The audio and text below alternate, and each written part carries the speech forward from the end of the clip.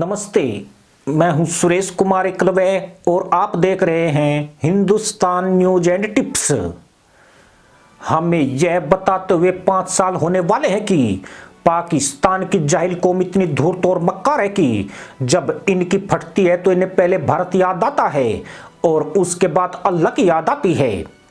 इनके पिछवाड़े पर लात कैसी भी पड़े उसका ठीकरा यह इन 2 दरवाजों पर ही फोड़ते हैं।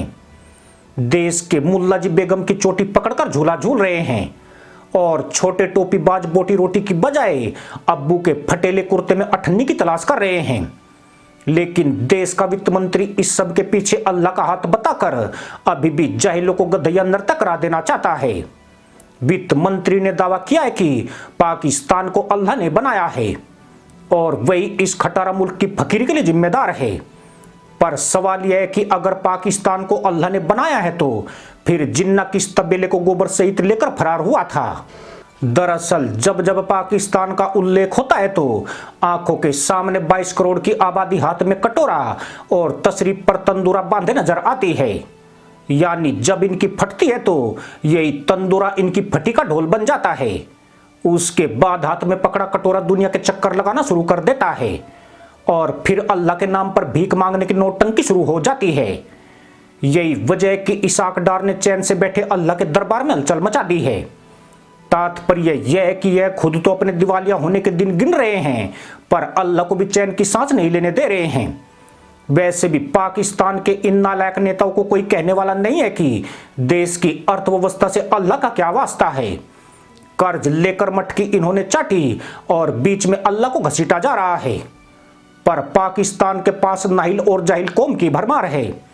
इन्हें न तशरीफ पिटवाने पर लिहाज है न तहमंदवीन होकर बकरी कुदान करने में शर्म आती है। बहुत से पाकिस्तानी प्रेमियों को शायद पता नहीं होगा कि 2 दिन पहले ही इन्होंने अल्लाह से पहले हिंदुस्तान पर ठीकरा फोड़ने की कोशिश की थी, पर देश के ही कुछ पत्रकारों ने इनके जाहिलपन का पर्दाफाश कर दिया। दरअसल पाकिस्तान ने दावा किया था कि भारत ने उसके ऊपर सर्जिकल स्ट्राइक करने की कोशिश की है, लेकिन पाकिस्तान की रैपिस्ट आर्मी ने बहादुरी दिखाते हुए भारतीय सेना की साजिश को विफल कर दिया। यही नहीं, मदरसा पैदाइश ने यहां तक कह डाला कि उसने भारत के 3 सैनिकों को भी हिरासत में लिया है। लेकिन जब देश में यह खबर झूठी बताई जाने लगी तो पाकिस्तानी सरकार ने भी इसका खंडन करना शुरू कर दिया। यानी पाकिस्तान अपने तहमंद और टोपी को बचाने की हर संभव कोशिश कर रहा है और ऐसी धूर्त मुल्ला पॉलिसी चल रहा है ताकि हांडी में बैंगन तलाशती जाहिलों की भीड़ तितर-बितर हो जाए। पर दिक्कत यह है कि जिस पाकिस्तानी सेना की पतलून तशरीफ से उधड़ गई है वह भारतीय सेना का मुकाबला कैसे कर पाएगी। वह अपना पिछवाड़ा दिखने से बचाए या भारतीय सेना के सामने जाकर गोली चलाए। सेना के सामने गोली की वैल्यू कम तशरीफ की ज्यादा बढ़ गई है। डर है कि कहीं इज्जत के साथ इंडियन आर्मी उनकी पतलून भी उतार कर ना ले जाए। पर निकम्मी और ठटेरी कौम है। अगर ये इतने ही शर्मदार होते तो IMF के सामने नंगे होकर नहीं नाच रहे होते। चीन इनकी बेटियों का लाला नहीं करता और अमेरिका इन्हीं के देश में आकर इन्हें ठोककर इंशा अल्लाह नहीं बोल रहा होता। बाकी भारत ने 4 युद्धों में इनकी जो बजाई है उसने तो इनके कान ही बहरे कर दिए हैं। इसलिए ये अपनी ढपली अपना राग ही बजाते हैं। पर एक सवाल आज भी हर किसी को हैरान करता है। बकलोल जुल्फिकार अली भुट्टो ने जो परमाणु बम बनवाया था वह किस मदरसा पैदाइश की तशरीफ के पीछे बंधा हुआ है। इससे अभी भी दुनिया बेखबर चल रही है। उसकी तलाश इसलिए भी हो रही है क्योंकि अब एटम बम फोड़ने का वक्त आ चुका है। देश के हर मुल्ला की हथेली पर घास की रोटी आ गई है, जो मदरसा मुल्क के लिए कहीं न कहीं क़यामत का संकेत है।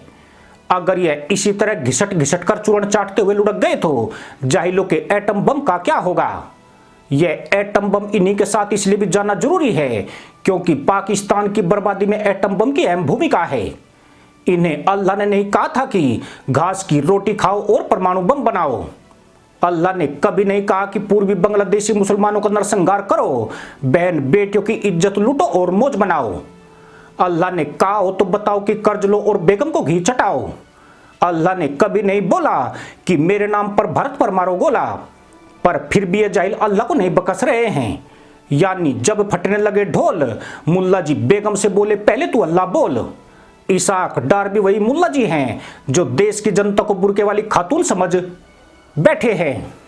इसी के साथ अनुमति दोस्तों, जय जवान जय किसान जय हिंद, वंदे मातरम।